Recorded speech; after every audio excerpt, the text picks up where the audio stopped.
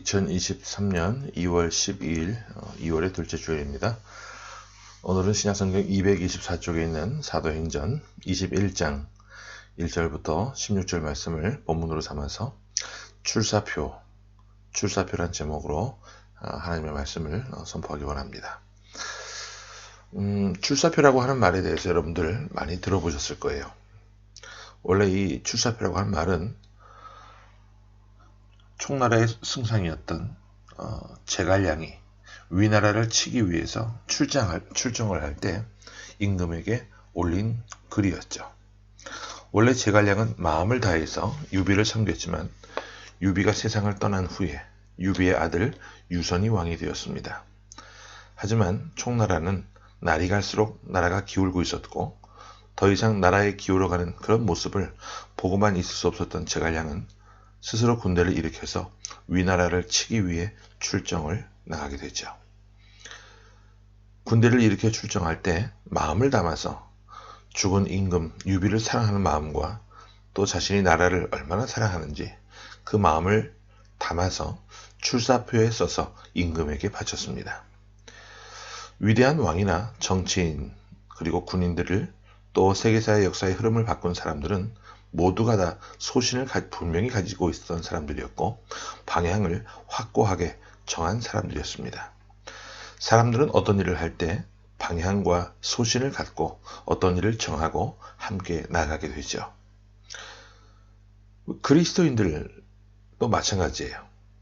하나님의 백성들, 복음을 위해서 살아가는 사람들, 그리스도의 말씀을 붙들고 살아가는 사람은 분명한 소신과 하나님께 사로잡힌 그 뜻과 은총을 붙들고 나아가야 한다는 것은 두말할 것도 없는 사실이죠. 오늘 우리가 함께 나누게 될 본문에 보게 되면 바울이 복음을 전하는 자신의 일생의 출사표를 나는 이 말씀을 붙들고 살고 있다라고 하는 그런 모습을 보여주고 있습니다. 바울은 1차부터 3차까지에 걸친 선교 여행을 무사히 성공적으로 잘 마쳤습니다.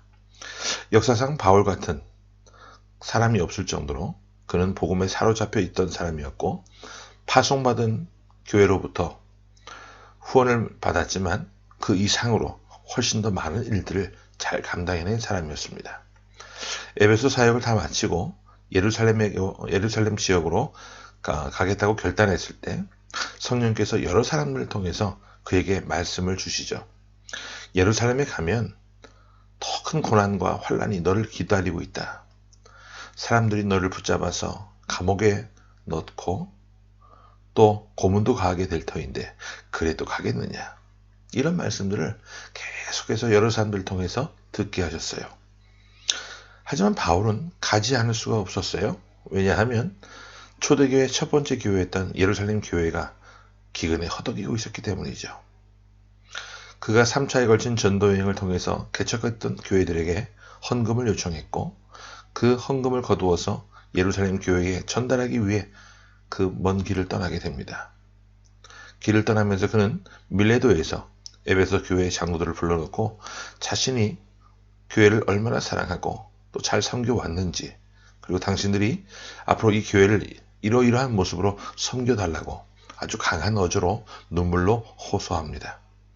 그 이후에 배를 타고 드디어 팔레스타인 유대 땅 항구 도시인 가이사랴 지역에 도착을 하게 되죠. 거기에서 빌립 집사의 집에서 며칠 머물게 되는데 이 빌립은 초대교회 7집사 가운데 한 사람으로 핍박이 있을 때 흩어져서 사마리아 성에 들어가 교회를 세운 사람이었습니다. 성령께서 그에게 말씀하시기를 일어나서 광야로 가라 하는 말씀을 붙잡고 광야길로 들어가서 에디오피아 여왕 간다게의 내시를 하나님의 말씀으로 잘 양육해 주었어요. 그 이후에 그가 여러 곳을 다니면서 복음을 전하다가 이 가이사랴라고 하는 지역에서 정착을 하였던 것이죠. 그러면 우리 본문 8절 말씀부터 함께 말씀을 보겠습니다. 자, 시작.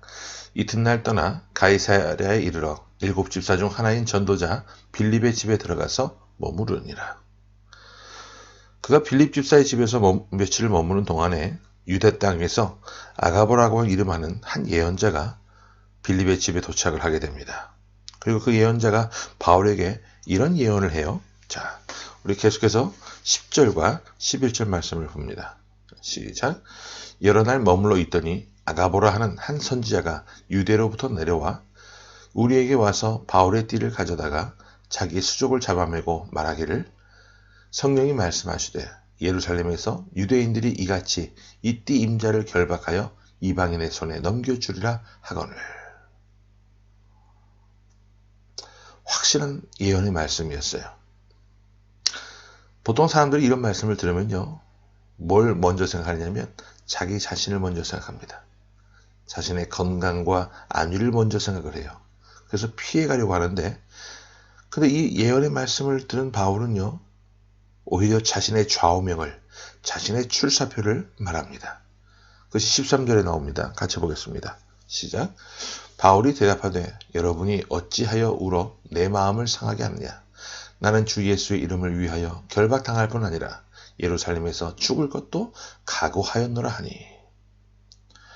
주변에 많은 사람들이 바울과 함께 있었는데 그 많은 사람들이 다 만류합니다. 눈물로 호소했어요. 예루살렘에 올라가지 말라고요. 근데 바울이 이런 말을 하죠. 주 예수의 이름을 위하여 내가 여기까지 왔노라고. 그래서 결박당하는 것뿐만 아니라 예루살렘에서 죽을 것도 각오하였다고 말하고 있습니다. 여기 바울이 말하고 있는 이 한마디, 주 예수의 이름을 위하여, 이 말씀이 바울의 일생을 한마디로 축약하는 말씀이에요.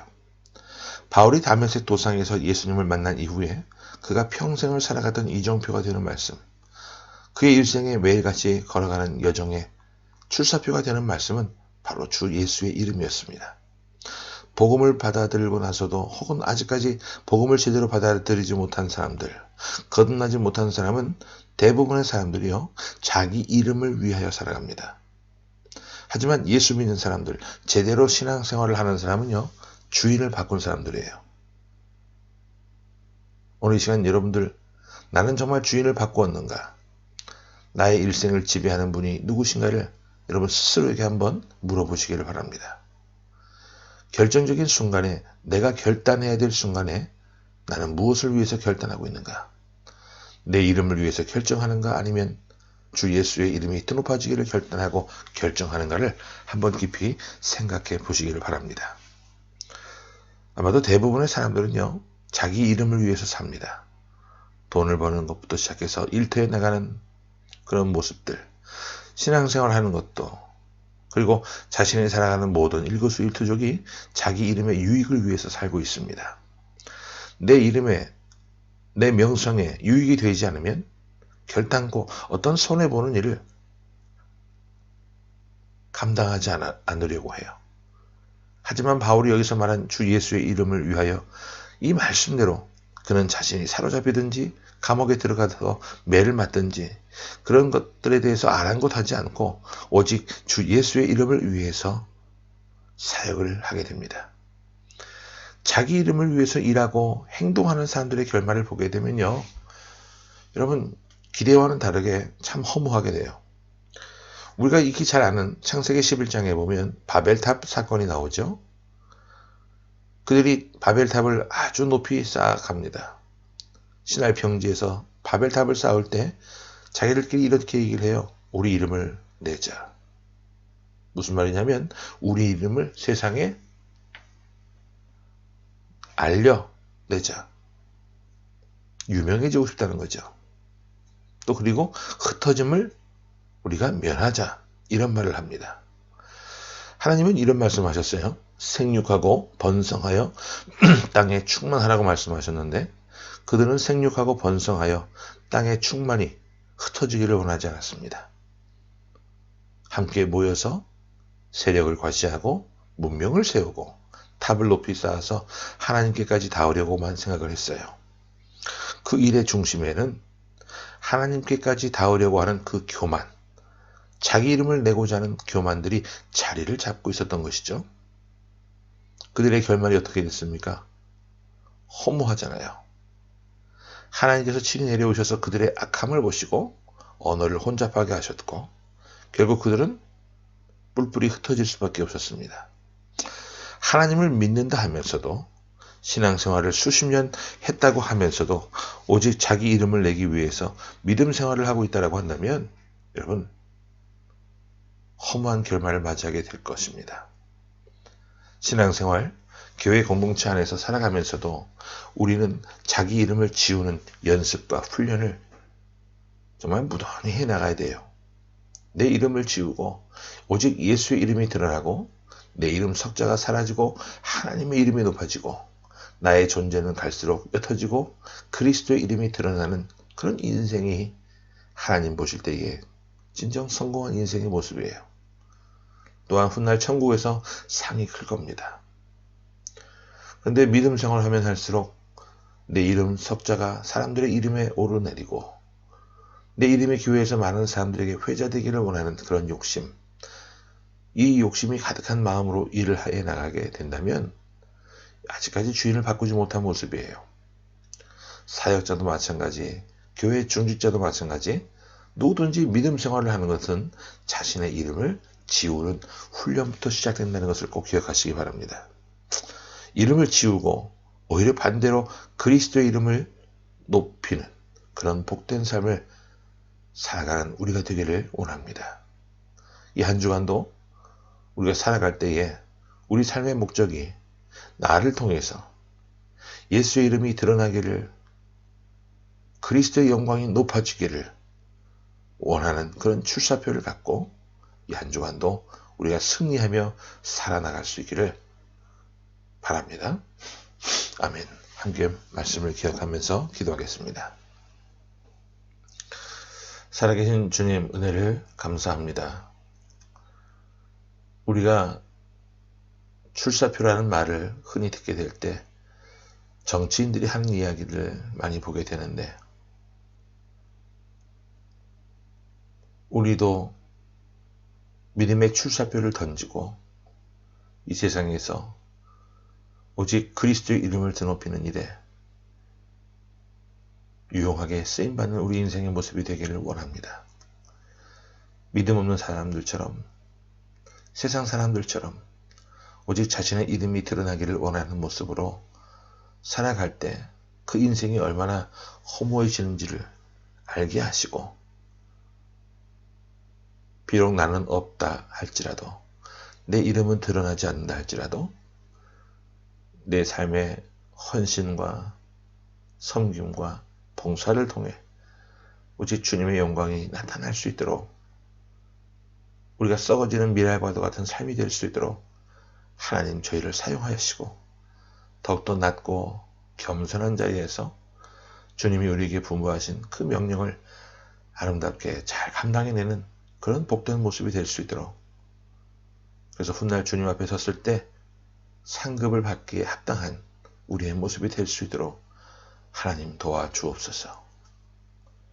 이 한 주간 동안도 우리가 살아갈 때에 이것을 분명하게 기억하며 살게 하여 주시고, 나를 통해 우리를 통해 주 예수의 이름이 드러날 수 있도록 하나님 함께 하시고 오직 그리스도의 영광을 나타내는 일에 아름다운 족적을 남길 수 있는 저희들이 될 수 있도록, 또 그런 삶을 살기 위해 무던히 애쓰며 노력하는 저희들의 모든 일상생활 속에서도 하나님 함께 하셔서 부족함이 없는 삶이 될 수 있도록 하나님 도와주옵소서. 살아계신 예수 그리스도의 이름으로 감사하며 간절히 기도하옵나이다. 아멘.